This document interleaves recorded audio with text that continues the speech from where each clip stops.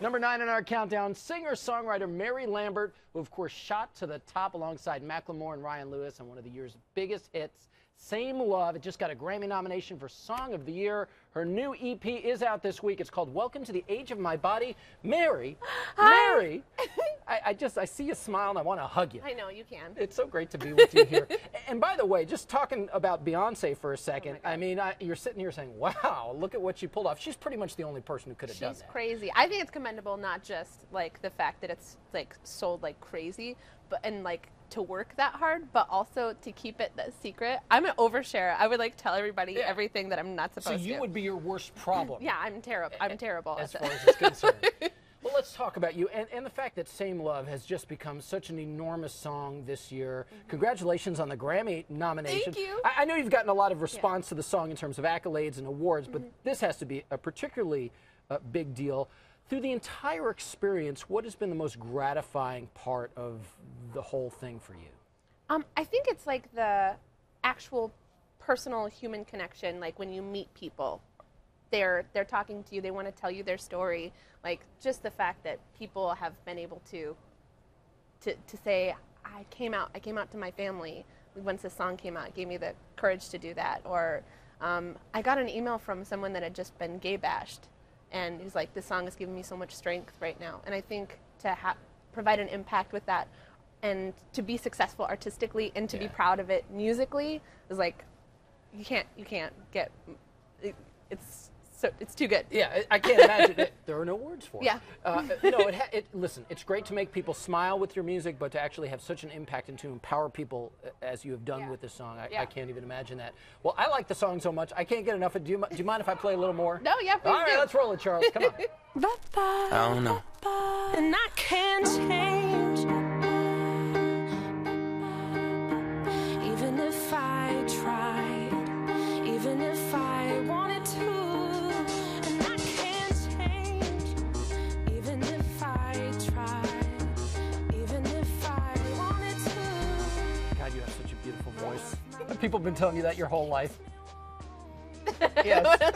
What are you going to say? You wrote the chorus and the hook in just 2 hours? Yeah, How they gave me 3 hours. I freaked out for an entire hour. Oh, and then, okay. I didn't realize there was a time limit on it. How did it come to you?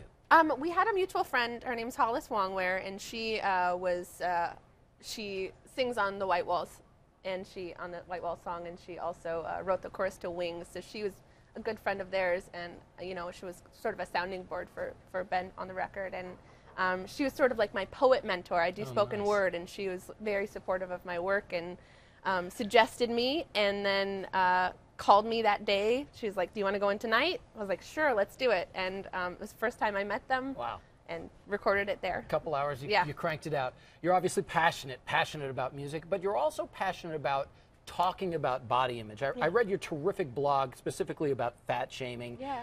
And I was wondering if you wouldn't mind reading some of it for us right now, because I think it's so powerful. Yeah, sure. I'm so flattered. So I said, when you shame another's weight, be it thin or fat, and when you claim to call out someone's body size because you care about their health, it is not a beneficial statement. What right do you have to talk about someone else's body or health? You're hammering a distorted ideology that they are not normal, that they are not worthy, and convincing them that they are going to die early. I hope people are paying attention. I do know that this comes from having a very painful past. What made you decide to blog about it? I actually, I had some status update that I was just sort of, it was a stream of consciousness just sort of about how I was feeling about self-care. I was like, I work out when I want to, I eat salads a lot, and when I want a gin martini, I'm going to have a gin martini. Like, it's self-care, and Huffington Post put it up, and then I read a bunch of comments, and that's, don't do that. Don't read comments about your own stuff. Yeah. Lesson learned. Yeah. But I cried for about an hour, reading all of these comments. They were so hurtful, and so it shook me in a way that I was like, this is so screwed up. There's something that has to be done. I'm not the only person that has to deal with this. No, and clearly you have a voice that can be heard now, and I'm glad you're putting it out there. And maybe after the show, if it's okay with the show, we'll go grab a gin martini.